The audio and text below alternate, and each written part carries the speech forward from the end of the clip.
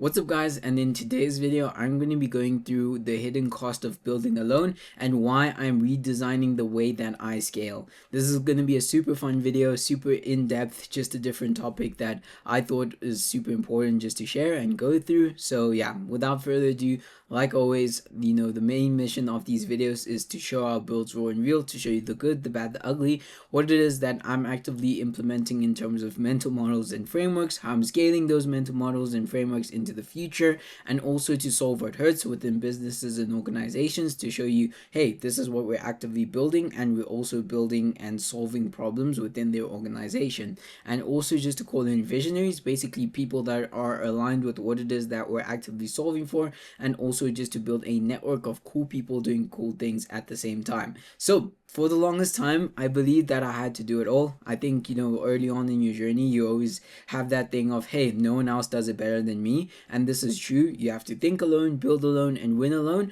But, for me, it made me sharper 1000%. I was able to get into this operator mode where I'm just building, building, building if it wasn't for that. But there comes a stage where you realize that, hey, you ultimately, in order to scale, you can't do every single moving part by yourself. And that's when you also realize that, hey, this is actually slowing me down. And then for me, it took a while for me to actually realize that, hey, in as much as I could be doing each and every single moving part in along my journey, that I could be building all the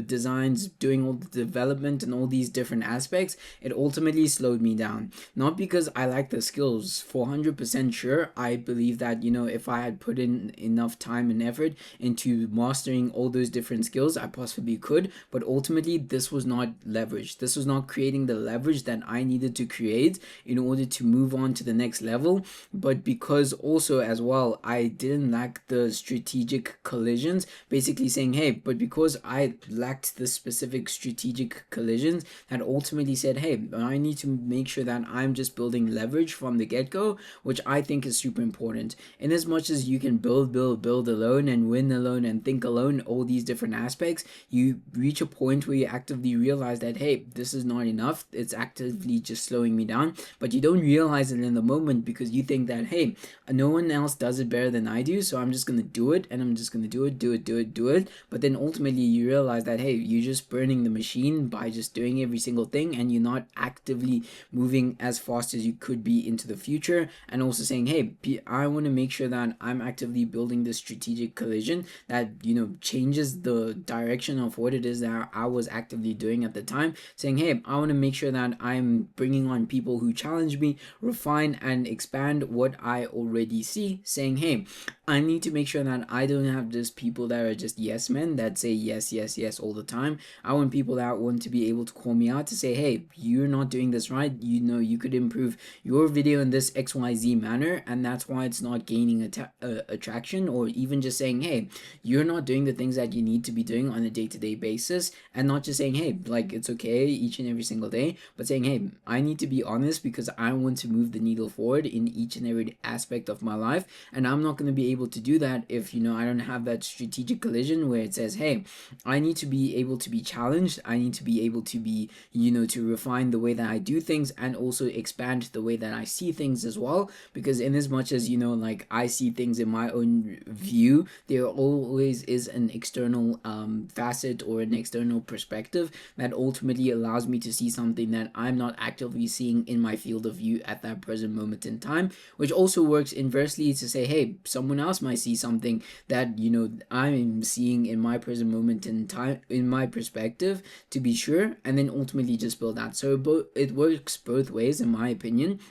But ultimately, I just want people that are ultimately there, my strategic alliance, to ultimately help me, push me, refine the way that I think and the way that I see things, to ultimately just become a better human being each and every single day, and also a better founder slash business owner, and just keep pushing the needle in every single aspect of my life. Because ultimately, by pushing those boundaries, the boundaries of what I think is possible today, that is only going to aid in that. And then saying, hey, I need to make sure that I'm also focusing and understanding that, what are the lever points that I could actively move by understanding that, hey, isolation sharpens, but collaboration compounds. In as much as, you can face so much noise on a day-to-day basis, what I found is, you can have so many people moving towards the same goal, and that's okay. But ultimately, if you want to become sharper and you also want to just become more technical, for me at least, I found is just, isolating and just building in that specific phase in my life, which I still kind of, am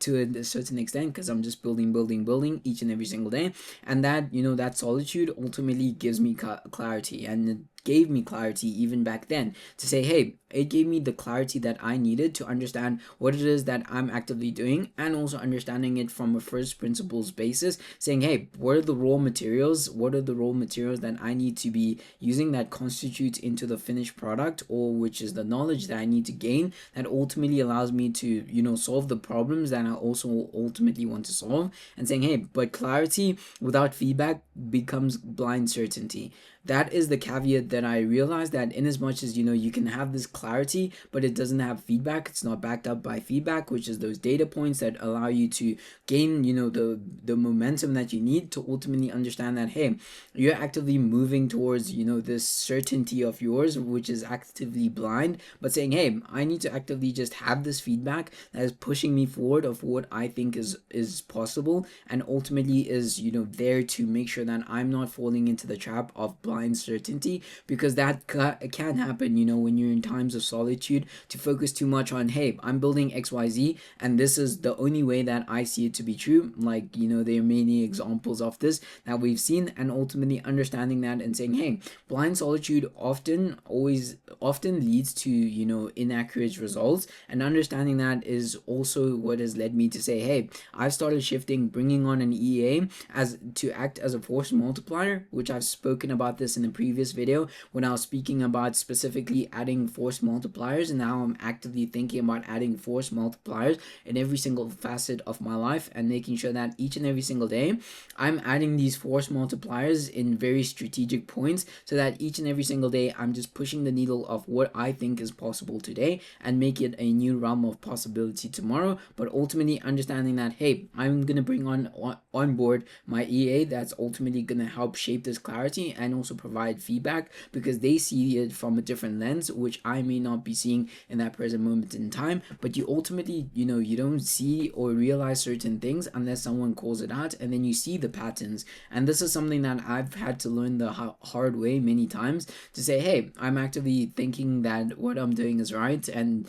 not realizing that, hey, if I had just gotten feedback from someone else, that would have sharpened my my sense of clarity in terms of not falling into the trap of blind certainty, and saying, hey, this is creating Killer Chaos OS, the advisory network, basically handpick minds from my minimal viable segment, ultimately saying, hey, these are the people that are ultimately gonna help. Sorry about that. They're ultimately going to help us refine Killer Chaos OS in terms of what we're building, our internal operating systems that is ultimately going to fuel how businesses run. Ultimately saying, hey, I'm going to handpick these specific people that are going to, be able to call me out and say, hey, like, why don't you just improve XYZ? Why don't you improve this aspect as well? Because you need those types of people that are there to just ultimately just help you understand that, hey, in this specific facet or in this specific aspect, you need to improve, simply because in the future it's going to have a negative impact on your product into the future. And just those people that are ultimately there to help you build the vision of Killer Chaos OS, because not every single thing that I'm having in this present moment in time in terms of ideas and implementation may be right, but ultimately if I am able to gather a new perspective from other people and saying, hey, this solitude is going to build the future of Killer Chaos OS, but in order to do that, I need to make sure that I am also adding this strategic advisory network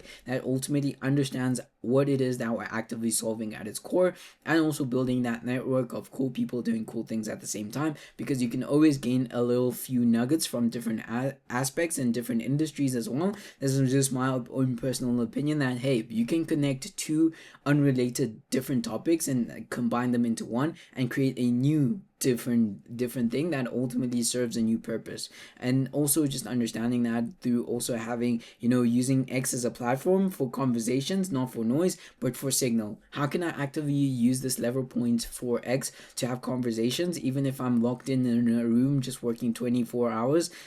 a day, just saying, hey, if I'm working 12 hours a day and just productive, just grinding, how can I actively move the lever by all having those conversations on X as a signal point to say, hey, let me actively just build signal through these medium channels, and ultimately just build what it is that we're actively building, and making sure that, hey, I'm not focusing on noise, but I'm blocking out the noise and just focusing solely on signal and building that signal through time. But through that, it ultimately means not outsourcing thinking, but to pressure test it, to build in the lab and not an echo chamber. Ultimately to say, hey, each and every single day, I'm going to be able to refine our process, refine what it is that we're actively doing on a day-to-day basis, just making sure that we're learning in as much as we possibly can, redesign that and say, hey, in as much as we can work, in solitude should be used strategically in terms of times where we need to build clarity, and then through when we have built that level of clarity that we feel certain, then we can incorporate, collaboration, and through that collaboration, then we can gather feedback. Because ultimately, I think for me at least, like the most creative ideas and most creative implementations of things that have come from me has ultimately come through, just that solitude. And then the refinement process, gathering all those data points, has simply come just from having feedback and speaking to different people, because I think, that is super valuable, because in as much as you can build a great product in your head, the market may not even want it. And that is also just ultimately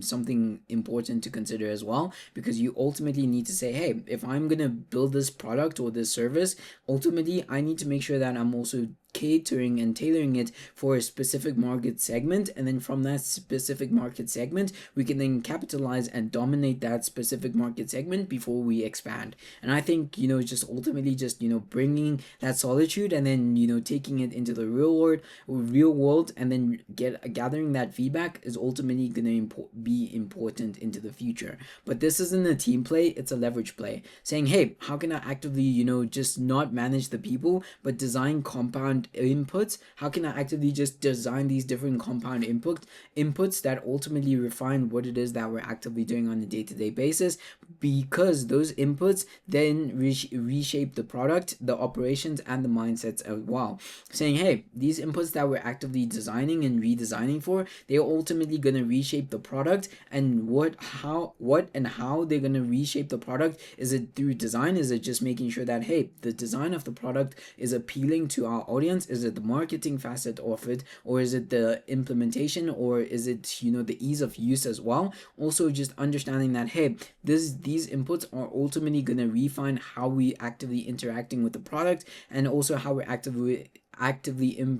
interacting with the operations. Basically saying, hey, how are we actively creating these workflows, these flows? How are they actively interacting with each other, and are they serving a specific purpose in time? Yes or no? Then expanding that into the future, and also the mindset aspect of it. How are we designing our mindset to say, hey, the inputs that we're putting in today have a compounding effect for the future, because they're ultimately going to build the future of Killer Chaos OS. And how do we actively just sharpen the mind and just make sure that the mind is clear? Because in as much as you can build systems and all these things, it comes down to having a clear mind, because with a clear mind you have a clear vision, which ultimately allows you to then say, hey, we have a clear vision, we have a clear mind, we can now have a clear step in terms of implementation, and then actively just implement it. And also making sure that, hey, this ultimately just comes down to three things. It boils down to three things, which is asking better questions, higher context feedback, and faster friction loops. Saying, hey, asking better questions, like I always like to say, is ultimately what I am personally striving for, to making sure that each and every single day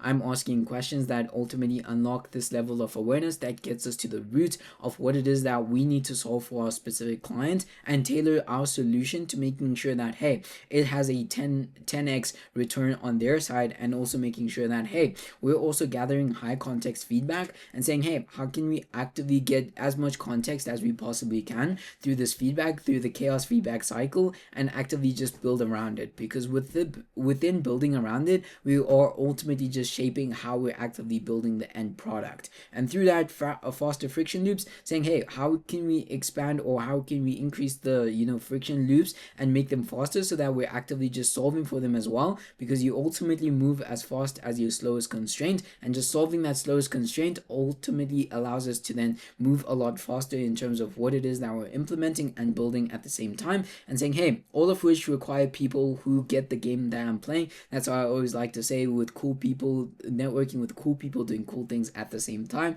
and not freelancers, just force multipliers. Basically asking the question of, how can I actively just implement or integrate these different force multipliers in what it is that I'm actively doing, and just network with these people, because these people understand what it is that we're actively striving to build. And through this, what we're building, they're also ultimately going to get what it is that we're building, and also collaborate. Because the most important thing that I just want to do is just provide as much value as I possibly can, and making sure that we're building cool things at the same time that actively are valuable, that are useful to people at the same time. But through that, it makes sure that, hey,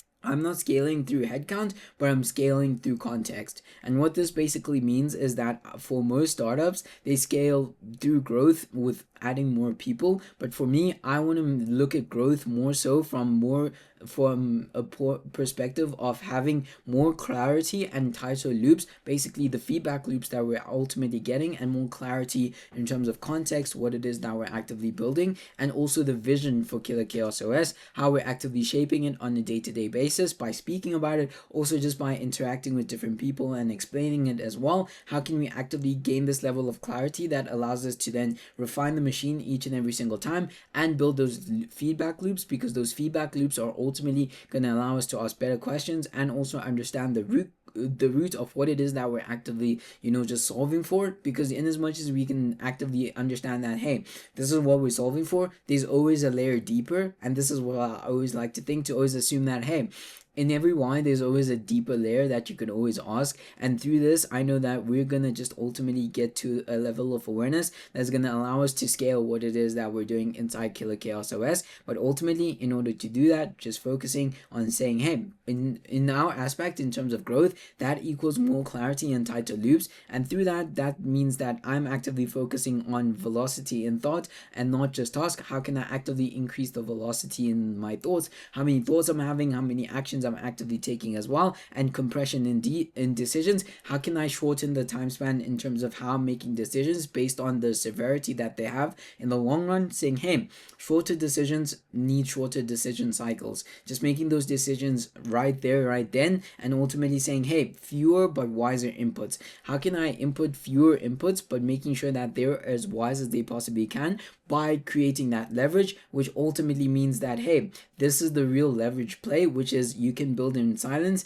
but you can scale through soundboards, the right ones. I'm not building for the crowd, ultimately saying, hey, I don't care if we are building, like, if these videos, for example, get 300,000 views. Like, ultimately the main goal is to get to the right people that understand what it is that we're actively solving for, and are along on the mission as well for what it is that we're building inside Killer Chaos OS. And saying, hey, I'm building a tighter cabinet, basically the people of what it is that the people that understand what it is that